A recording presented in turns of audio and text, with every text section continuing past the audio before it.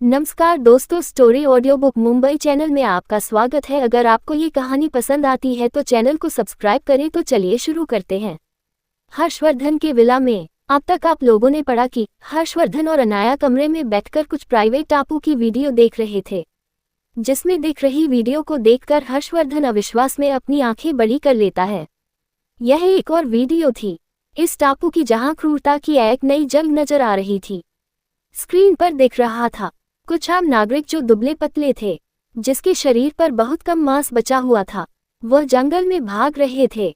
आसपास से 2-3 हटे-कटे आदिमानव थे, जो आम इंसान से कई ज्यादा बड़े और क्रूर थे। वह हाथों में हथियार लेकर आम लोगों के पीछे दौड़ रहे थे। इसमें उनके चेहरे पर ऐसी मुस्कान थी जैसे वह किसी का शिकार कर रहे हैं। थोड़ी ही देर में उन्होंने आम दिखने वाले लोगों का सिर फोड़ दिया और उनका दिमाग कच्चा ही खाने लगे, जैसे वह कोई जंगली आदि मानव हो। वैसे भी उनके शरीर आम इंसान से बड़े थे। उनके कपड़े और लिखावट भी काफी अलग थी। इस वीडियो को देखते हुए हर्षवर्धन भी गंभीर हो गया था। वह अनाया को देखते हुए बोला, बीवी, सच में मैंने ऐसा नजारा कभी नहीं देखा। हालांकि मैं आदिवासी लोग देखे हैं, वह भी क्रूर होते हैं, लेकिन इस हद तक हैवानियत मैंने कभी नहीं देखी। अनाया और हर्षवर्धन दोनों ही खुद को मजबूत करने के लिए कई महीनों तक खतरनाक जंगल में ट्रेनिंग ले चुके थे। यहाँ तक कि डेथ वैली कहने वाली एक खतरनाक जंगली इलाका है, जहाँ पर आदिवासी लोग और कई जंगली जानवरों का राज चलता है। ऐसे इलाकों में भी उन दोनों ने कुछ हफ्ते जिंदगी गुजारी है। उन्हें पता था शिकार कैसे करना है, किस तरह से आदिवासी लोग अपने शिकार को पकड़ने के लिए किसी भी हद तक जा सकते हैं। लेकिन ऐसी क्रूरता उन्होंने वहां पर भी नहीं देखी थी। वहां पर भी लोग भले ही शिकार करते थे, लेकिन कच्चा मांस खाने वाले लगभग उन्होंने कभी नहीं देखे थे। वह लोग भी मांस को सीधे आग में भून देते थे। उनका खाना आम नागरिक की तरह साफ और बहुत ज्यादा अच्छा दिखने वाला नहीं होता था, लेकिन वह लोग खाना पका कर ही खाते थे। लेकिन इस सुनसान टापू पर तो ऐसा लग रहा था जैसे जिंदगी कुछ 1000 साल पीछे चली गई हो, जब इंसान आदिमानव थे। उन्हें किसी भी तरह का ज्ञान नहीं था। तभी हर्षवर्धन बोला, अब तुम आगे इस पर ज्यादा ध्यान मत देना, मैं सब कुछ देख लूंगा। मैं अपनी टीम को जानकारी निकालने को कह दूंगा। अब खुद को खतरे में मत डालना। ये सुनकर अनाया बोली, चिंता मत करो, इसे खतरनाक जगह पर मैं अपने लोगों को मरने के लिए नहीं भेजूंगी। वैसे भी ये लोग दिमाग पैदल है। इन कश्मीर और ताकत भले ही कितनी ही बढ़ गई हो, लेकिन साजिश और चालाकी की और टेक्नोलॉजी इनके पास नहीं है। इनको जानने के लिए बस टेक्नोलॉजी ही काफी है। ये कुछ हाई रेंज रोबोट को अंदर भेजूंगी इंफॉर्मेशन बाहर लाने के लिए। वैसे तो ये थोड़ा मुश्किल है, क्योंकि जंगल इतना भी छोटा नहीं है। ये काफी बड़े एरिया में फैला हुआ है। यह एक अंधेरा में डूबा हुआ काला जंगल है और हर तरफ खतरा है, इसलिए अंदर रोबोट भेजना भी थोड़ा प्रॉब्लम देगा। ऊपर से रोबोट की कंट्रोल सिस्टम की एक रेंज होती है, उसके बाहर से कंट्रोल नहीं कर सकते, और अगर हम उसे कंट्रोल नहीं कर सकते तो इन्फॉर्मेशन हम वापस नहीं ला सकते। ये सबसे बड़ी प्रॉब्लम है। ऊपर से उस एरिया में इंटरनेट बिल्कुल भी नहीं है, जैसे वह कोई आदिमानव जमाने का एरिया हो। वहां पर बिल्कुल भी किसी भी तरह का सिग्नल नहीं है, जैसे उन लोगों को जानबूझकर पब्लिक और इंटरनेट से दूर रखा हो। यह उनकी ताकत और कमजोरी दोनों है। ये सालों पीछे है। उसका मतलब क्या है? यहाँ पर किसी भी तरह की टेक्नोलॉजी नहीं है और लोगों को इस तरह से ट्रेन किया गया है जैसे वह कोई हंटर हो। उन्हें बस शिकार करना है और ताकतवर बनना है। अगर उनके पास ताकत नहीं होगी तो अगले दिन उनका ही शिकार हो जाएगा। इसलिए ये लोग ऐसे हैं। और इंटरनेट नहीं होने की वजह से उन्हें बाहर की दुनिया की कोई भी इंफॉर्मेशन नहीं है। वह टेक्नोलॉजी से कितने दूर है। फोन तो क्या, इन्हें सामान्य चीजों की भी नॉलेज नहीं होगी। ये सुनकर हर्षवर्धन इस एरिया को घूरता है। अनाया की एनालिसिस बिल्कुल सही थी। वह गहरी सांस लेकर बोला, तो प्रॉब्लम क्या है? क्या हम एडवांस रोबोट का इस्तेमाल नहीं कर सकते? तो अनाया उसे समझाते हुए बोली, कर सकते हैं, लेकिन हर रोबोट की एक पर्टिकुलर रेंज होती है जिसमें हम कंट्रोल पैनल के जरिए उसे कंट्रोल करते हैं। लेकिन उस इलाके में इंटरनेट नहीं है, इसीलिए हम बाहर बैठकर उसे कंट्रोल नहीं कर सकते। हमें स्पेसिफिक नेटवर्क जनरेट करना होगा और हाई फ्रीक्वेंसी सोनार की मदद से उस रोबोट को ट्रैक करना होगा, उसे कंट्रोल करना होगा। ये बहुत रिस्क और परेशानी वाला होगा। अगर रोबोट थोड़ा सा भी रेंज से बाहर चला गया तो हम रोबोट पर से कंट्रोल खो देंगे। इसीलिए मैंने कुछ लोगों को कहा है, चौकस एरिया में खास तरह का डिवाइस रखना होगा ताकि वह उसे पूरे जंगल को एक खास नेटवर्क प्रोवाइड कर सके, जिसका इस्तेमाल हम खुद करेंगे, और ऐसा होते ही बाकी रोबोट को कंट्रोल करना भी आसान हो जाएगा। लेकिन अपने आदमियों को अंदर मत भेजना। अगर कोई और चीज़ जाननी हो तो बस मुझे बता देना। अपने लोगों को खतरे में मत डालना। वही हर्षवर्धन की बात सुनकर अनाया हल्का सा मुस्कुरा देती है। सच में हर्षवर्धन उसके लिए सब कुछ था। जब से वो उसकी जिंदगी में आया था तब से अनाया की जिंदगी में काफ़ी कुछ बदल गया था। अनाया किसी पर यकीन करना सीख गई थी और हल्का सा आगे झुकी और हर्षवर्धन के होठों पर किस करते हुए बोली, हस्बैंड, क्या मैंने आपसे कभी कहा है आप कभी कभार बहुत ज़्यादा हैंडसम लगते हैं। वही यह सुनकर हर्षवर्धन भी अपनी बीवी को इंटरेस्ट भरी नज़रों से देखने लगता है, क्योंकि अनाया ने कभी भी उसके साथ ऐसी हरकत नहीं की थी। हमेशा ही हर्षवर्धन के नज़दीक जाते ही वह शर्मा जाती थी। वो ऐसी हरकतें बहुत कम करती थी। करने के बाद भी वह चुप हो जाती थी या फिर अपनी नज़रें चुराती थी। इस तरह से आंखों में आंखें डालकर शरारत करना उसके लिए बहुत नया था। लेकिन जैसे हमारे हीरो को हमारी हीरोइन के सभी अंदाज बहुत पसंद है, वैसे यह अंदाज भी उसे पसंद था। वह अपनी बीवी को बाहों में घूरते हुए बोला, शुक्रिया बेबी, और मुझे पता है मेरी बीवी को भी मैं बहुत ज़्यादा हैंडसम लगता हूँ और मुझे भी कोई प्रॉब्लम नहीं है। वो कभी कभी ही इस तरह से बिहेव करती है, वरना तो वह हमेशा ही मुझसे दूर भागती है। इतना बोलकर वह भी उसे किस कर लेता है। तभी हर्षवर्धन का फोन बजता है। सामने से रजत उसे कुछ इन्फॉर्मेशन देता है, जिसे सुनकर हर्षवर्धन की आंखें कठोर हो गई। वह गंभीर आवाज में बोला, उनसे कल मिलने के लिए अपॉइंटमेंट बुक करो, मुझे मिलना है उससे। अनाया को कोई शक नहीं हुआ। अक्सर हर्षवर्धन को बिजनेस के लिए कॉल आते थे। उसे ज्यादातर हर्षवर्धन उनसे इसी तरह बात करता था, इसलिए उसे कोई फर्क नहीं पड़ा। ऐसा लगा आज भी कुछ ऐसा ही है। जिंदल परिवार में अगले दिन अनाया जाने वाली थी। वैसे तो वह प्रेगनेंसी में ट्रैवल करना अवॉइड करती थी, लेकिन पिछले तमाशे और ज्ञान के फोन की वजह से उसे जिंदल परिवार जाने की जरूरत है। लेकिन उसके हिसाब से जिंदल परिवार की अपनी दिवाली हालत खो चुका है। इतने बेतुके ख्याल अपने दिमाग में ला रहे थे और मिस्का जैसी लड़की को जेल से निकालने के बारे में सोच रहे थे। सुबह सुबह ही हर्षवर्धन ने अनाया को रेडी किया और ब्रेकफास्ट करके जिंदल विला छोड़ दिया। वैसे वहां शांति थी, क्योंकि बुराई करने वाला राठी परिवार मौजूद नहीं था।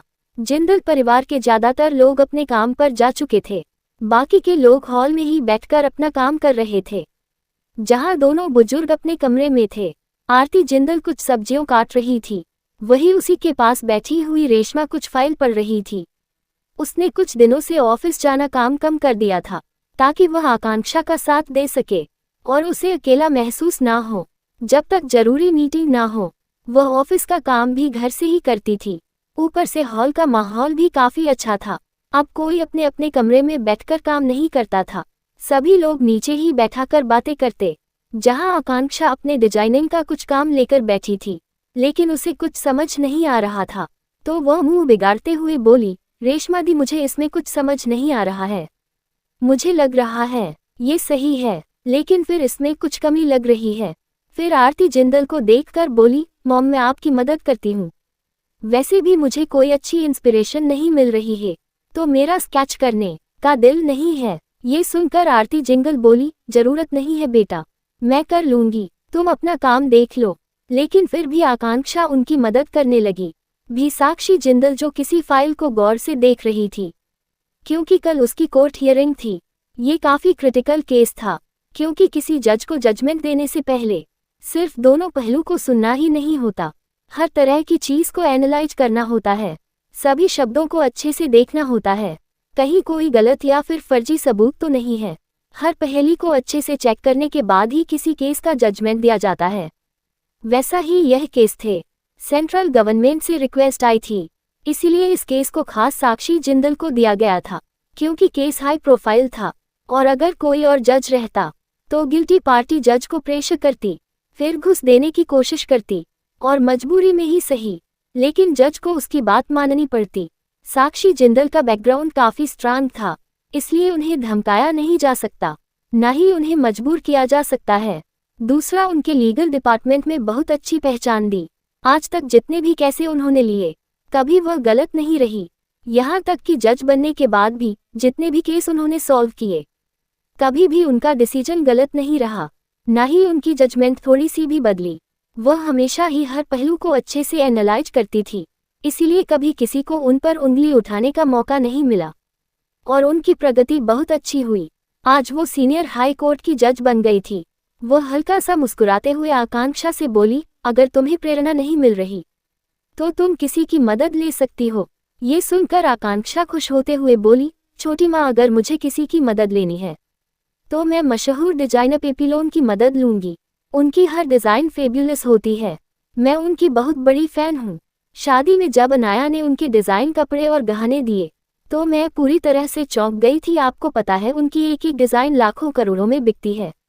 यहाँ तक कि उनकी कंपनी में जो आम डिजाइनर काम करते हैं, उनकी डिज़ाइन भी उतनी ही पॉपुलर है। अगर मुझे मौका मिला तो मैं उनकी कंपनी ज्वाइन करना चाहूँगी। फिर गहरी सांस लेकर बोली, लेकिन ऐसा नहीं हो सकता। वह लोग बाहर से डिजाइनर भर्ती नहीं करते। डिजाइनिंग के लिए उनके अपने स्टैंडर्ड है। वही आकांक्षा की बात सुनकर वहां बैठी तीनों औरतें आकांक्षा को देखने लगी। आखिरकार वह तीनों जानती थी कि डिजाइनर पेपलोन कोई और नहीं, अनाया ही है। और अगर अनाया यह मदद कर दे तो आकांक्षा का सपना पूरा हो जाता। लेकिन वह लोग ये भी जानते थे कि अनाया की डिसीजन में दखलंदाजी करने का हक उन्हें नहीं है, ना ही वह अनाया से किसी भी चीज़ की डिमांड कर सकते हैं। तभी उनके कानों में कदमों की आवाज़ आई। हर किसी ने पीछे मुड़कर देखा। अनाया आ रही थी। उसका वह क्यूट सा चेहरा, पैरों में स्नीकर्स। आज उसने लूज फ्रॉक पहनी थी जिसे उसका पेट काफ़ी क्यूट नजर आ रहा था। उसके हाथ में एक फ्रूट जूस की बोतल थी जो हर्षवर्धन ने उसे दी थी ताकि वह थोड़ी थोड़ी देर में उसमें से जूस पीती रहे। दोनों रोबोट पीछे चल रहे थे। तभी लेडिस अपनी जगह पर खड़ी हो गई। अब किसी का भी ध्यान किसी भी बात पर नहीं था। वह चारों आगे गई। सबसे पहले तो आरती जिंदल और साक्षी जिंदल ने दोनों साइड से अनाया को गले लगा लिया। अनाया अभी हल्का सा मुस्कुराते हुए बोली, कैसी है मामी आप? आरती जिंदल अनाया के गालों पर हाथ रखते हुए प्यार से बोली, बिल्कुल अच्छी हूँ मेरी प्रिंसेस। तुम्हें देख लिया तो और भी अच्छी हो गई। वैसे भी मेरा दिल करे तो मैं तुम्हें यहीं पर रख लूं। ये सुनकर अनाया हल्का सा मुस्कुरा देती है। तभी साक्षी जिंदल भी अनाया का सर चूमते हुए बोली, बहुत ही अच्छा किया प्रिंसेस, तुम आ गई। अब घर में रौनक और बढ़ जाएगी। ये सुनकर अनाया हल्का सा मुस्कुराते हुए बोली, अब मेरी क्या जरूरत है? अब तो आपके पास दो दो बहू है। थोड़ा भूत रौब दिखाए, आपकी बहू को भी पता चलना चाहिए उनकी सास कौन है। वहीं अनाया का अंदाज और मुस्कान देखकर हर कोई खिलखिला कर हंसने लगा। रेशमा भी आगे आए और हल्का मुस्कुराते हुए बोली, हम सब तो ठीक है, तुम बताओ कैसी हो? तभी अनाया बोली, वैसे मैंने सुना है आजकल मेरी भाभी को ऑफिस जाना पसंद नहीं है, कहीं इसकी वजह मेरे हर्षद भाई तो नहीं है। ये सुनकर रेशमा, जो पहले एक्सप्लेन करने वाली थी कि कहीं अनाया नाराज ना हो जाए, लेकिन उसकी दूसरी बात सुनकर उसे शर्म आ गई और वह अनाया को घूरते हुए बोली, बस बहुत हुआ, बदमाशी करना बंद करो। तभी अनाया बोली, बिल्कुल नहीं, मेरे पास तो अब परेशान करने के लिए मेरी दूसरी भाभी भी है। इतना बोलकर वो आकांक्षा को देखकर हल्का सा मुस्कुराते हुए बोली, कैसी हो, ठीक तो हो, कोई प्रॉब्लम तो नहीं है? ये सुनकर आकांक्षा हल्का सा मुस्कुराती है। फिर अनाया के पास जाकर उसे हल्का सा गले लगाकर बोली, जोड़, मैं बिल्कुल ठीक ही, खास शुक्रिया। ये बात उसने धीमे से कही थी, लेकिन अनाया उसके कहने का मतलब समझ चुकी थी। शुक्रिया उसकी शादी जिंदल परिवार में करने के लिए। अनाया अभी बोलती, कोई बात नहीं, हमेशा खुश रहना। आप लोग बताइए क्या बात चल रही है? इतना बोलकर वो आगे बढ़ गई। चारों लेडीज भी उसके पीछे पीछे आ गई। जैसे ही अनाया सोफे पर बैठी, साक्षी जिंदल उसके पास बैठते हुए बोली, तुम बताओ बेटा, क्या बात है? क्या जिंदल परिवार में ये शांति कब तक रहेगी? और क्या जोग जब जंगली लोगों का सामना हमारे हीरो से होगा? अगर आपको अगला एपिसोड चाहिए तो लाइक करें, कमेंट करें और चैनल को सब्सक्राइब करें।